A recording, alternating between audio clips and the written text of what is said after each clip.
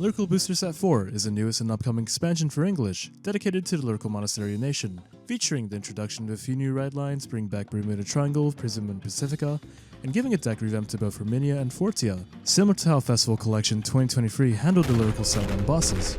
Out of all the new things added to D format, the one deck in particular, known for its unique and innovative take on a playstyle, is Siana. Opposed to the usual design philosophy of aggression that D standard is accustomed to, Siana focuses more on a defensive playstyle and slowing the fast pacing of D. In other words, it forces you and your opponent to play Fear Vanguard, as most decks opt towards turboing out their game plan. Throughout her ride line, Siana shares the skill of, at the end of battle, if it was attacked by a rearguard, if you did not place cards in the guarding circle, your opponent decides to either ditch or bind the rearguard that swung.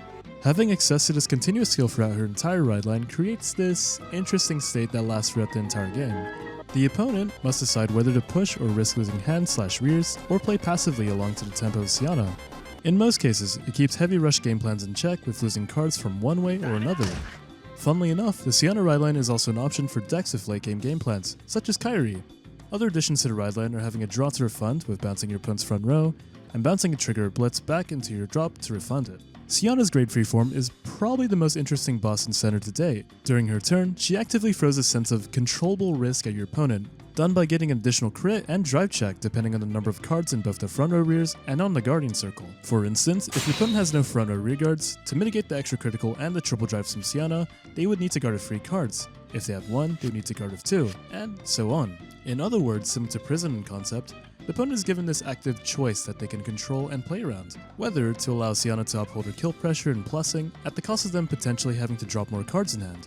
It's to where mismanaging or being oblivious to the skill could potentially cost you a game. Her second skill, and probably the most key one in regards to her defensive playstyle, is whenever she's attacked, you can take a trigger unit from your hand and put it into the soul and gain plus 15k until the end of battle. Notably for once per attack, this skill makes one of your triggers a 15k shield, now meaning that your 5k vanilla draws or 10k counter heals can now become a 15k shield. This also opens up more options to efficiently guard and importantly to bypass the no cards in guarding circle gimmick of Siana. Basically, you're simultaneously guarding, quote-unquote, while also threatening rears and discards to punish aggression.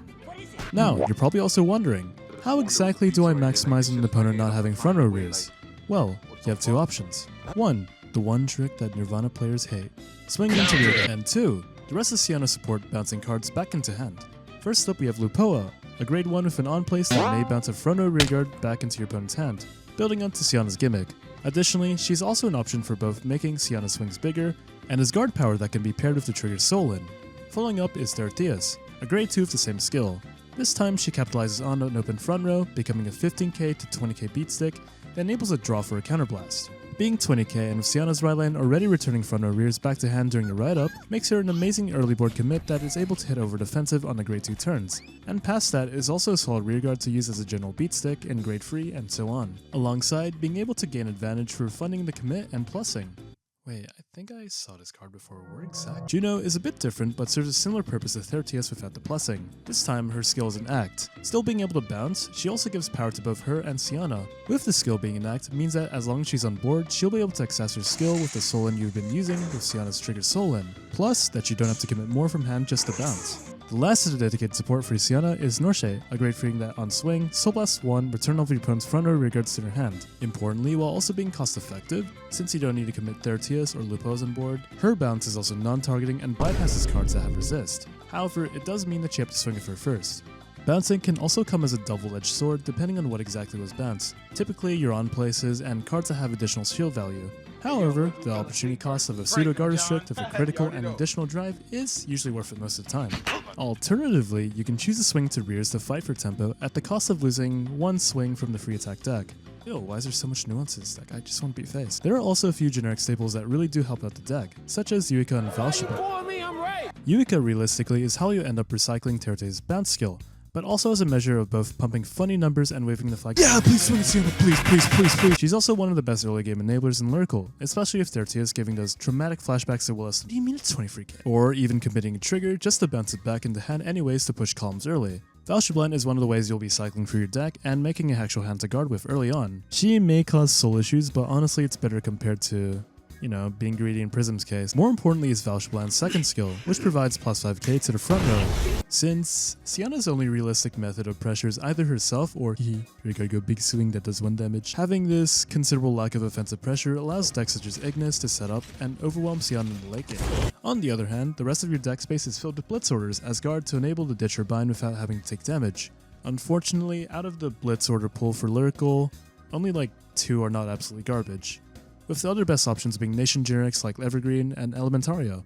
What really holds Siana back is Blitz orders being restricted to once per battle phase, hindering the defensive aspects of capitalizing on a ditch or bind skill, and also turning off Elementaria, worse if it's your only perfect guard. You're also restricted to solely in 1 trigger for the unattack timing, and it may end up as inefficient guarding against numbers such as 28k if you want the ditch or bind skill. Moreover, Siana does have some apparent loopholes in her matchups, for instance Vanguard resend decks, as they're able to bully Siana by fully ignoring one of her gimmicks.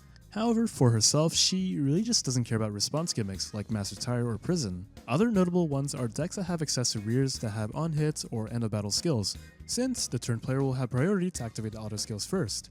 This is true if the rearguard is either generating some sort of advantage before biting the dust, or removing itself to benefit for later turns. But, as if that matters, I got you interested in the bad girl, eh? Here's a few lists to consider to get you a head start. 1. Main game plan oriented. As you can see here, this list is running 8 draws. Reason? This tech doesn't plus enough. Well, your vanilla draws will be 15k off Siana anyway. You can also opt towards running effect heals as well, but it's never bad to be precautious about guarding early when 15ks are needed. There's also Valshbland included in this list, so Soul early on might be a bit tight, but mainly because Siana is relatively fragile early on, and the extra power kick does help. Here's another list using Lyrical Order package to favor a more aggressive playstyle for the filter and power gain, alongside for digging for Kiri Rigger to bounce and drop power if you call it RTS. Esna is a 13k booster that also searches out your order. And lastly, the order, being both a budget and alternative Yuika to bounce back your unplaced rears. Next is what